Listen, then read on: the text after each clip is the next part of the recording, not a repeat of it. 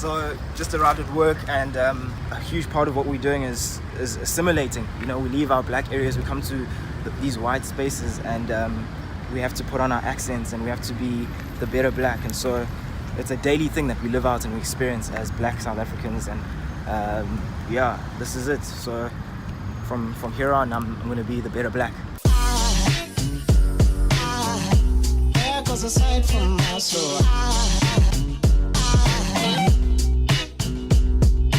Hey everyone, so this is episode 2 in my vlog titled Moving into the Discomfort. This is a conversation that I had with a friend of mine, Pam Magwaza. She is a digital editor for Drum magazine, and we speak a little bit about the online world and more so about her context and being black and South African. She asked me to say that she's the coolest person that I know, so there you go, Pam. Otherwise, enjoy this conversation that we have. I read this really amazing blog by a white South African lady. She just finished her law degree or whatever, and she made this statement and it just stuck with me. And she was like, stop excusing your parents' racism. They're not fossil artifacts in a museum or whatever. They're humans. They still can change. They can. And change is a constant in life. I think if you're not willing to change, you're kind of just being ignorant in a way. And human beings don't like change, but it's like the only thing that's guaranteed. Like time is measured in change. But it's so interesting that you say that about our generation and how woke we are. But when you look at it, we work in it's like black people are woke when it comes to race, but black men are not woke when it comes to gender equality. Or because you just struck a nerve. So yeah, I don't know if you've seen this documentary called People versus Patriarchy. The People versus Patriarchy. It's on MTV. I haven't seen it yet. So Malusi and I actually watched that documentary together because we've been a part of these conversations and we've been like, we're so woke, you know, whatever. Let's talk about racism. Let's talk about equality. Let's a male patriarchy talk. It was called White Tears and Male Patriarchy, but we didn't focus so much on the white tears. It ended up being such a weird situation. So it was a room of maybe 60 of us, and it was like cramped. It was like we're sitting on the floor, you know, people were drinking wine. It was like very like retro and cool. Like this is, you know, like I remember sitting there going, this is where I want to be. Like this is amazing. Like we're gonna talk about white tears. Like I'm so amped. And then we had the far right, you know, extreme UKZN students who've all of a sudden become so woke and like black consciousness and like, you know, it's the in thing, unfortunately. Yeah, and that's maybe one of my driving factors as well, because I think anyone can be an activist. Like you can be an activist, but what's driving your activism? What are you wanting? Are you wanting division or are you wanting unity? Like that's kind of, you know, you can call anyone out on anything. But what is your end goal in that? And so anyways, so these guys were there and they were kind of they were excusing, and I remember noticing a lot of women, and the first lady who shared, she's married, and she shared a story of how she works for a church, and right across from the church that she works for, she every day without fail, whenever she walks to the shopping center, she's gonna get catcalled. She's gonna get, you know, called sweetheart. Someone's gonna make a move on her, and even though she's married, and it's just like this societal thing.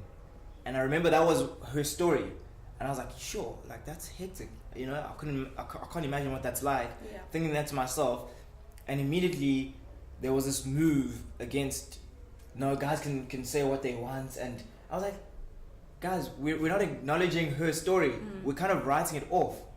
And there was story after story after story of women who you could see had real pain around the whole male dominance and the society that we live in, where we feel as men we can do what we want, and you know, and the woman plays a lesser role, and all of that was like very, like, I was just sitting there and I was like, I can't say anything here. Like I'm the perpetrator, you know.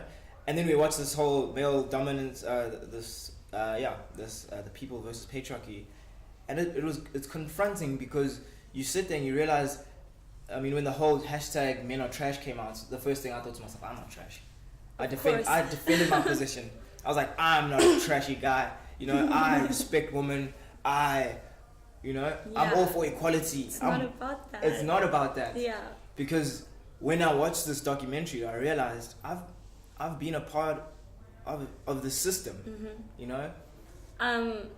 Where did I hear this? It might have been the same documentary, but not this one. Yeah. It's a whole series. Yeah. People versus the Rainbow Nation, I think. Oh. Someone said it's like a hierarchy. Yeah. It's the white man, the white woman, the black man, and then the black woman. Yeah.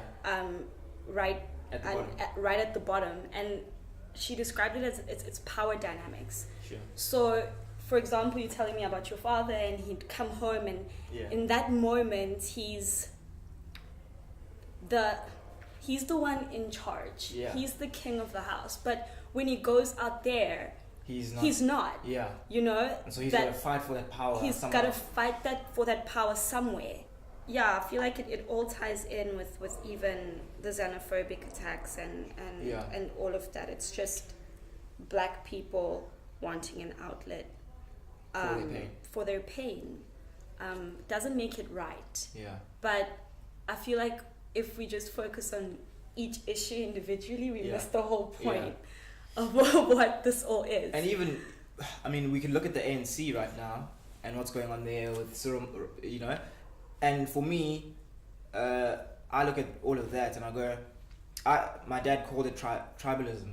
It's my tribe versus your tribe. So if I'm Zulu, we're like the biggest nation in South Africa in terms of the black people. We're the biggest population because of the size of KwaZulu-Natal. It's the biggest province, and we're like proud.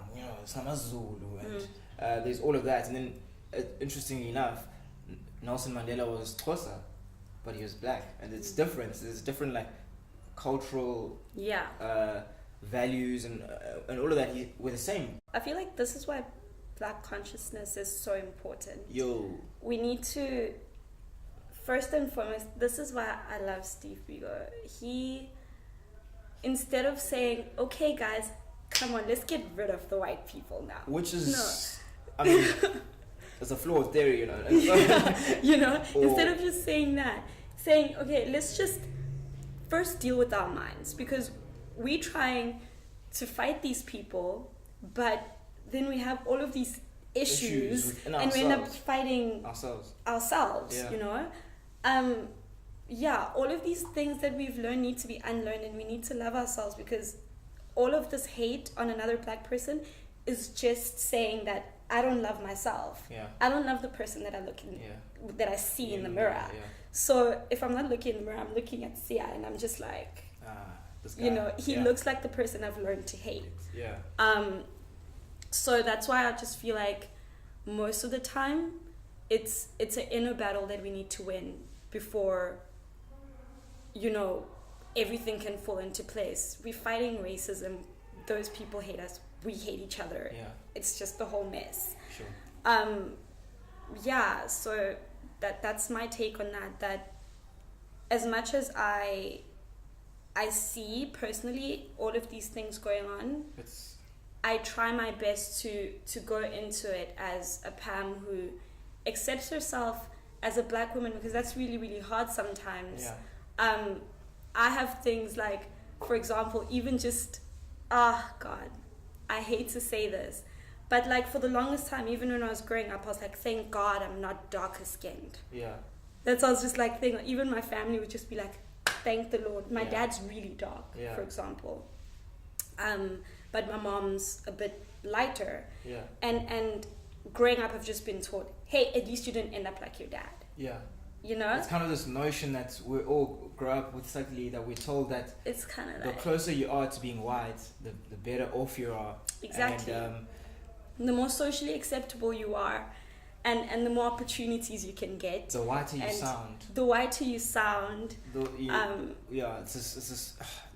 It's been this internal battle that I've had with the whole black consciousness movement, because kind of like you stated, Steve Biko's whole notion was the key to emancipation for the black person or the black man, the black female, the black child, is to identify yourself as a black, and being okay with that and going, I am human, I am equal, I'm not less than, because that's what apartheid did in a systematic way. Is we were separated, we were given less opportunities, we were told we're not equal, and he's saying that the key to overcoming that is seeing yourself as equal. Hey everyone, so thank you for watching so far. Obviously we couldn't put a lot of content into there because of timing constraints, but we're looking forward to the next episode and hopefully you enjoyed that. Thank you to Pam and for spending some time with us talking about this stuff. We have an upcoming podcast where we speak a lot more into this stuff and we go into depth, so watch the space for that. Otherwise, keep it real. Until next time, away. Now there goes a sight from my soul.